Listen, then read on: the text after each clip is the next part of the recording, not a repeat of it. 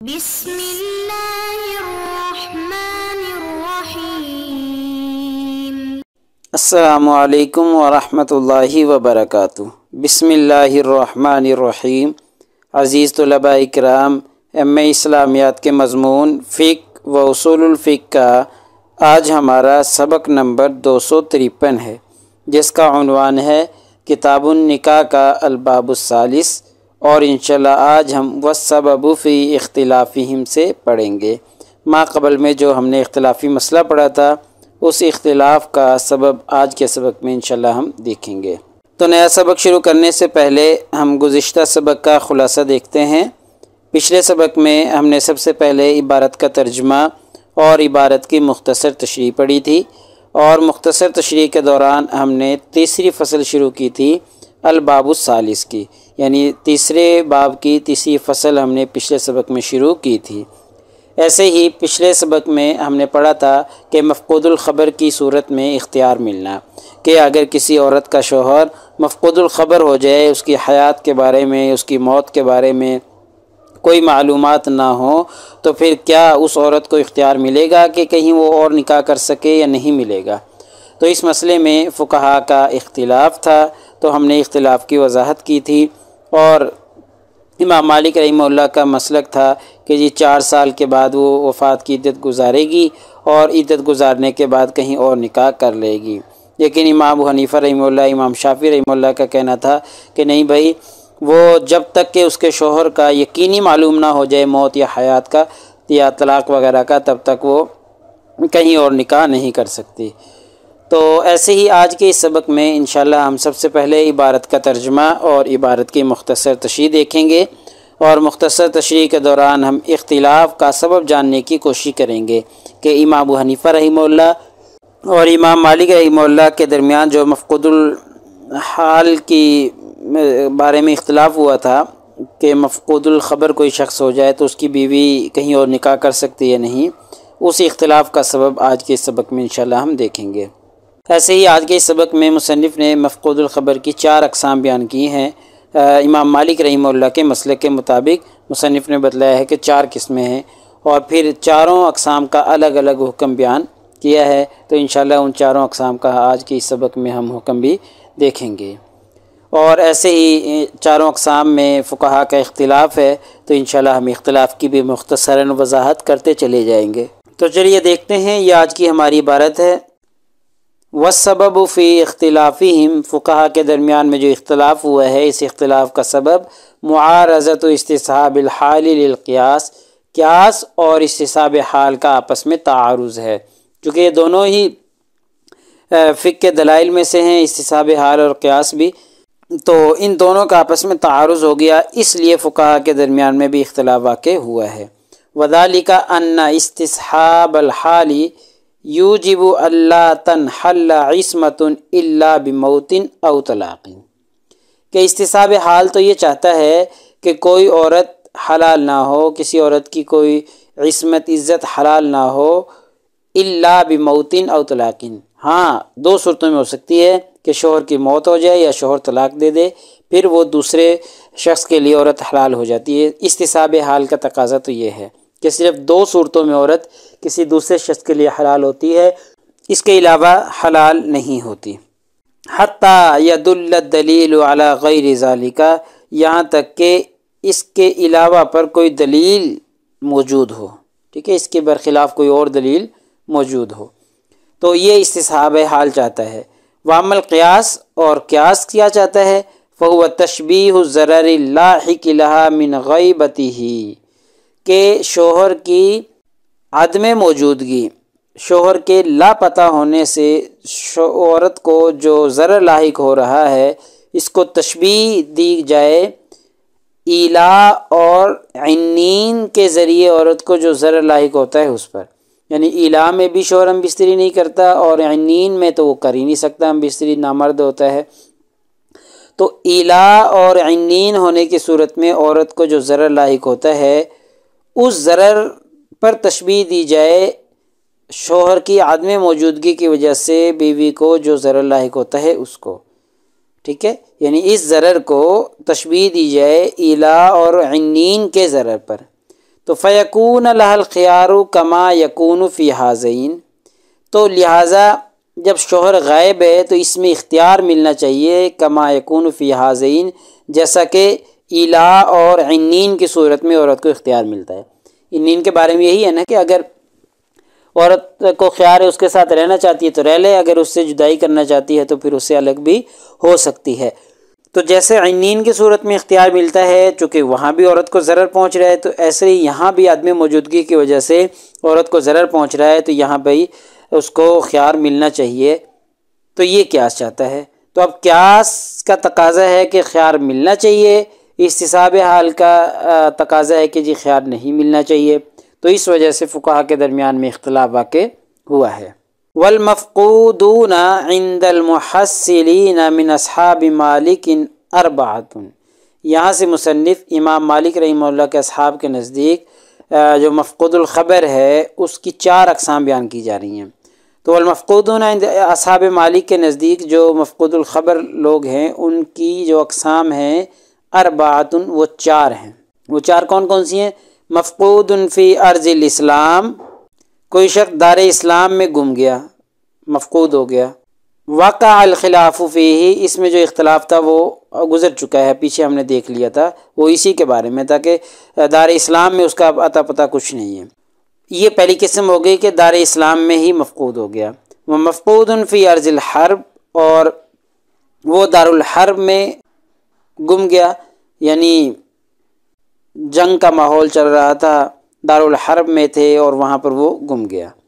وہ مفقود فی حروب الاسلام، اور اسلام کی آپس کی جنگوں میں گم گیا، یہ تیسری صورت ہے، یعنی اعنی فی ما بینہم، یعنی مسلمانوں کی آپس میں کوئی قبائل کی لڑائی تھی، اس میں وہ مفقود الخبر ہو گیا۔ تو اب دیکھیں نا، پہلی قسم ہو گئی کہ دار اسلام میں گما ہے، اور دوسری ہے کہ جی دار الحرب میں گما ہے، کافروں کے ملک میں، اور تیسری ہے کہ جی مفقود فی حروب الاسلام، جو اسلام کی آپس کی لڑائیاں ان میں گما۔ یہاں پر ارض الحرب کا مطلب ہے لڑائی کی صورت میں گما ہے، جب کافروں سے لڑائی ہو رہی تھی۔ ومفقود فی حروب الکفار، اور کافروں کے خلاف جنگوں میں لاپتہ ہوا ہے، ٹھیک ہے۔ تو یہ 4 صورتیں بنتی ہیں۔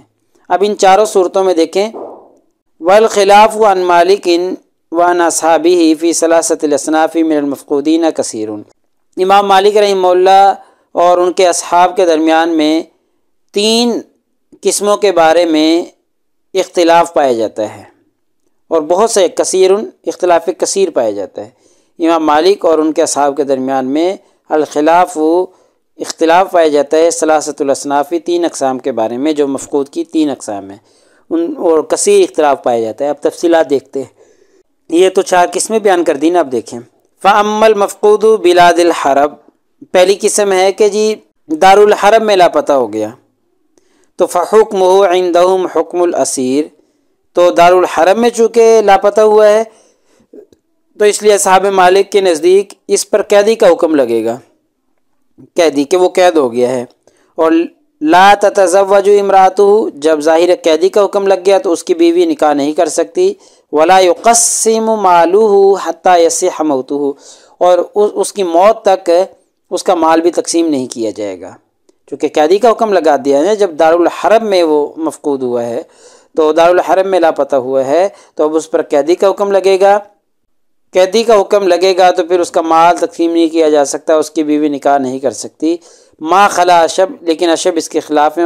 فَإِنَّهُ حَكَمَ لَهُ بِحُكْمِ الْمَفْقُودِ فِي أَرْضِ الْمُسْلِمِينَ، وہ اس پر مسلمانوں کے ملک میں مفقود کا حکم لگاتے ہیں، ٹھیک ہے۔ وہ کہتے ہیں کہ جی جیسے کوئی شخص دارالاسلام میں لاپتہ ہو جائے تو اس پر وہ حکم لگایا جاتا ہے، تو وہی حکم اس پر لگے گا، چونکہ دارالاسلام میں اگر کوئی گم ہوتا ہے تو اس کے بارے میں پیچھے ہم اختلاف دیکھ چکے ہیں۔ دوسری قسم، وَأَمَّا الْمَفْقُودُ فِي حُرُوبِ الْمُسْلِمِينَ، مسلمانوں کی باہمی جنگ میں مفقود ہو گیا ہے، تو فقال، فرماتے ہیں، ان حکمہ حکم المقتول دون تلوم، کہ اس کا حکم مقتول کا حکم ہے بغیر کسی مہلت کے، یعنی مسلمانوں کی آپس کی جنگیں ہو رہی تھیں اور ان میں لاپتہ ہو گیا، تو ان میں لاپتہ ہونے کی وجہ سے بغیر کسی مہلت کے اس پر مقتول کا حکم لگا دیا جائے گا اور بتایا جائے گا کہ وہ قتل ہو گیا۔ وقیلا اور ایک قول یہ بھی ہے کہ یتلوم له بحسب بعد الموضع الذي كانت فيه المعركة وقربه، ایک قول یہ بھی ہے کہ اتنی مہلت دی جائے گی کہ جہاں پر مارکا ہو رہا ہے وہاں سے وہ گھر تک پہنچ سکے، تو اس کے بعد اور قرب کی وجہ سے وہ مہلت تبدیل ہوتی رہتی ہے۔ اگر قریب مارکا ہو رہا ہے تو جتنے دیر میں اس مارکے سے گھر تک پہنچا جا سکتا ہے اتنی مہلت دی جائے گی، اس مہلت کے بعد جو ہے پھر مقتول کا حکم لگا دیا جائے گا۔ وَأَقْصَى الْأَجَلِ فِي ذَلِكَ سَنَةٌ، اور اس کی انتہائی جو مدت ہے وہ 1 سال ہے، کہ بھائی 1 سال کے بعد، 1 سال کے اندر بھی نہیں آیا تو 1 سال کے بعد اس پر مقتول کا حکم لگا دیں گے۔ یہ اس صورت میں ہے جب مفقود جو ہے مسلمانوں کے آپس کی جنگوں میں ہوا ہے۔ تیسری قسم وَأَمَّا الْمَفْقُودُ فِي حُرُوبِ الْكُفَّارِ، کافروں کے خلاف جنگ میں لاپتہ ہوا ہے تو فَفِيهِ فِي الْمَذْهَبِ 4 أَقْوَالٍ، تو اس میں امام مالک رحمہ اللہ سے 4 اقوال مروی ہیں۔ قیلا، پہلا قول ہے حکمہ حکم الاسیر، قیدی کا حکم لگایا جائے گا۔ جب قیدی کا حکم لگایا تو یہی ہے کہ لا تتزوج امرأتہ ولا يقسم مالہ۔ وقیل حکم حکم المقتول، اور دوسرا قول یہ ہے کہ اس پر مقتول کا حکم لگا دیا جائے گا کہ وہ قتل ہو گیا۔ جب قتل ہو گیا تو پھر جو ہے بعد تلوم سنۃ، 1 سال بعد، یعنی 1 سال بعد اس پر مقتول کا حکم لگا کے اس کا مال تقسیم کر دیا جائے گا، اس کی بیوی آگے نکاح کر سکتی ہے۔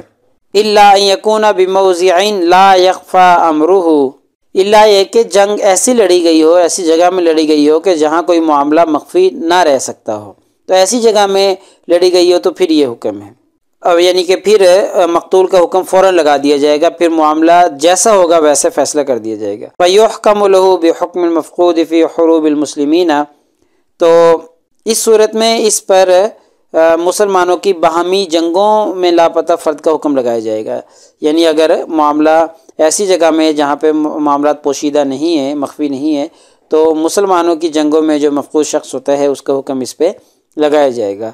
اور مسلمانوں کی یہ حروب المسلمین کا کیا تھا کہ مقتول کا حکم لگایا جائے گا بغیر مہلت کے۔ اور والقول الثالث، تیسرا قول ہے ان حکمہ حکم المفقود فی بلاد المسلمین، کہ اس پر دارالاسلام میں لاپتہ فرد کا حکم لگایا جائے گا۔ تیسرا قول یہ بھی ہے۔ تو یہ 3 قول ہو گئے کہ پہلا قول یہ ہے کہ جو کافروں کی جنگ میں مفقود ہوا ہے کہ اسیر کا حکم لگا دیا جائے، مقتول کا حکم لگا دیا جائے، یا تیسرا قول ہے کہ جی اس پر مسلمانوں کے بلاد میں، مسلمانوں کے شہر میں، دارالاسلام میں لاپتہ فرد کا حکم لگایا جائے۔ تو یہ 3 قول ہم نے دیکھ لیے ہیں۔ تو یہ 4 اقسام تھیں جن میں سے 3 کا تذکرہ مصنف نے آج کی سبق میں، آج کی اس عبارت میں کیا ہے۔ تو لہٰذا ہمارے آج کے اس سبق کا خلاصہ یہ نکلا کہ آج کے اس سبق میں ہم نے عبارت کا ترجمہ اور عبارت کی مختصر تشریح دیکھی ہے، اور پھر اختلاف کا سبب جاننے کی کوشش کی ہے کہ فقہا کے درمیان میں جو اختلاف واقع ہوا ہے اس اختلاف کا اصل سبب اور اصل محرک کیا ہے۔ تو ہم نے دیکھ لیا استصحاب حال اور قیاس کا آپس میں تعارض ہے، اس وجہ سے فقہا کے درمیان میں اختلاف واقع ہوا ہے۔ ایسے ہی مفقود الخبر کی مصنف نے 4 اقسام بیان کی ہیں، چاروں کو بھی تفصیل ہم دیکھ چکے ہیں، اور چاروں اقسام کا حکم بھی ہم نے دیکھ لیا ہے تفصیلاً، ہر ایک کا الگ الگ حکم مصنف نے بیان کیا تھا، اور ایسے ہی فقہا کا جو اختلاف تھا اس اختلاف کی وضاحت بھی کرتی ہے۔ تو پیپر میں پوچھے جانے والے سوالات سے متعلق اگر ہم گفتگو کریں تو ایک یہی سوال ہے کہ جی مذکورہ عبارت کا ترجمہ اور تشریح کریں۔ ایسے ہی ایک سوال یہ ہے کہ مفقود الخبر کی بیوی کو اختیار ملنے کے بارے میں فقہا کی کیا رائے ہیں، فقہا کے اختلاف کی وضاحت کریں۔ تو تفصیل سے ہم فقہا کے اختلاف کی وضاحت کر چکے ہیں اور یہ ذیلی ابحاث ہماری چل رہی ہیں۔ تو اگلے سبق نمبر 254 میں انشاءاللہ ہم اسی ترتیب سے چلتے رہیں گے، اور کتاب النکاح کا الباب الثالث ہمارا چل رہا ہے، تو انشاءاللہ آگے ہم والرابع سے پڑھیں گے، یعنی 4تھی قسم جو ہے مفقود الخبر کی۔ 3 تو آج کی سبق میں بیان ہو چکی ہیں، تینوں کا حکم بھی بیان ہو چکا ہے، 4تھی جو قسم ہے والرابع سے وہ انشاءاللہ اگلے سبق میں ہم دیکھیں گے۔ جزاکم اللہ خیر، السلام علیکم ورحمۃ اللہ وبرکاتہ۔ اللہ پاک آپ سب لوگوں کا حامی و ناصر ہو۔ اگلے سبق تک اجازت چاہتا ہوں۔ اللہ تعالیٰ آپ سب لوگوں کو کامیابیاں اور ترقیاں نصیب فرمائے۔